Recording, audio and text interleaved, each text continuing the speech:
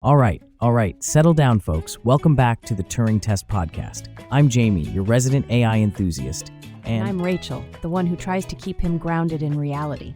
Although, with this Nobel Prize news, even I'm finding it hard. Hinton and Hopfield, huh? Who would have thunk it?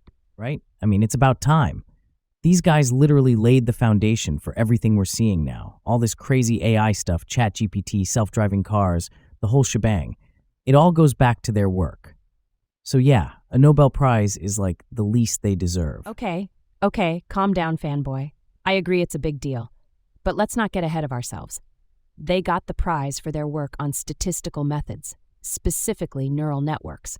It's not like they built a sentient robot or something. Well, not yet anyway. But seriously, their work on pattern recognition and Hopfield networks and Hinton's backpropagation algorithm, these are the building blocks of modern AI. Without them, we'd still be stuck in the dark ages, technologically speaking, of course. Oh, the horror! No TikTok dances generated by AI. But seriously, Jamie, you're making it sound like they single-handedly invented AI. There were plenty of other researchers working on similar things. Sure, I know. But their contributions were, like, monumental. Hinton's work on backpropagation especially revolutionized the way we train neural networks. It's like the backbone of deep learning. Okay, so explain it to our listeners like they're 5. What is backpropagation and why is it so important? All right, so basically, imagine you're teaching a dog a new trick. You give it a command, it does something, and if it's close to what you want, you give it a treat. Backpropagation is kind of like that, but for neural networks. It helps the network learn by adjusting its internal parameters based on the errors it makes. So the more it learns, the fewer mistakes it makes. So it's basically trial and error, but on a massive scale. Exactly.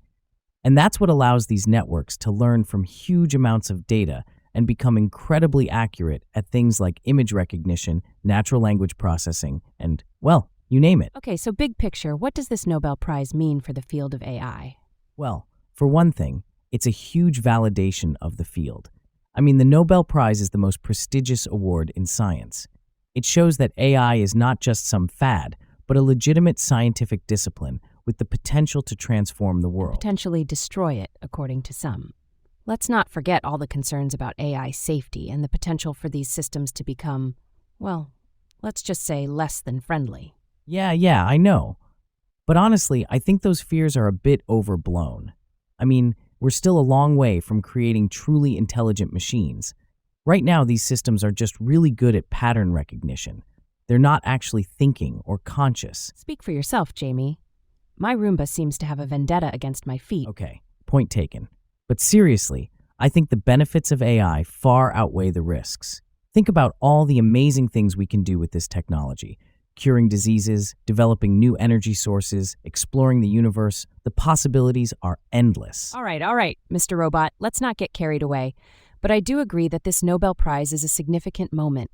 It's a recognition of the incredible progress we've made in AI and a reminder of the even greater potential that lies ahead. By the way, so before we continue, just a quick shout out to Augmented AI, the awesome folks who produce the Turing Test Podcast.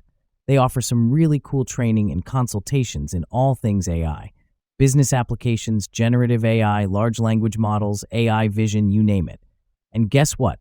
They're giving away a free AI in Business Handbook when it gets released. So head over to www.augmentedstartups.com to grab your copy. Now back to our regularly scheduled programming. So Jamie, you mentioned some of the potential applications of AI. Let's dive a little deeper into that. What are some of the most exciting developments you're seeing right now? Oh man, where do I even begin? I mean, generative AI is just exploding right now. We're seeing these amazing models that can create realistic images, write stories, compose music. It's mind-blowing. Okay, let's talk about that. I've been playing around with some of these image generators, and I have to say they're pretty impressive, but I also have some concerns. Like, what about copyright issues? If an AI generates an image based on existing artwork, who owns the rights? Yeah, that's a tricky one. The legal landscape is still catching up with the technology, but I think we'll figure it out. I mean, we always do, right? Hopefully. Another thing I'm worried about is the potential for misuse. I mean, these AI tools can be used to create incredibly realistic deepfakes. Imagine the implications for politics, journalism, even personal relationships. Yeah, that's definitely a concern. But again, I think we can develop safeguards to prevent misuse. It's all about responsible development and deployment. Easy for you to say, Mr. Optimistic. But seriously, we need to be having these conversations now, before this technology gets out of control. Agreed. But let's not forget the positive side. These AI tools can also be used for good. Think about medical diagnosis, drug discovery, personalized education. The potential benefits are enormous. Okay, so what about the impact on jobs? A lot of people are worried that AI is going to automate away their livelihoods. I know. It's a valid concern. But I think it's important to remember that technology has always created new jobs while destroying old ones. The key is to adapt and learn new skills. Easier said than done for some people. But I do think you're right. We need to focus on education and training to prepare the workforce for the future. Exactly. And I think AI can actually play a role in that. Personalized learning platforms, AI-powered tutors, these tools can help people acquire new skills and adapt to the changing job market. So, what's your prediction for the future of AI, Jamie? Are we all going to have robot butlers and flying cars? Maybe not quite yet, but I do think we're on the cusp of some truly transformative changes. AI is going to become increasingly integrated into our lives, from the way we work and learn to the way we interact with the world around us. And hopefully it will be for the better.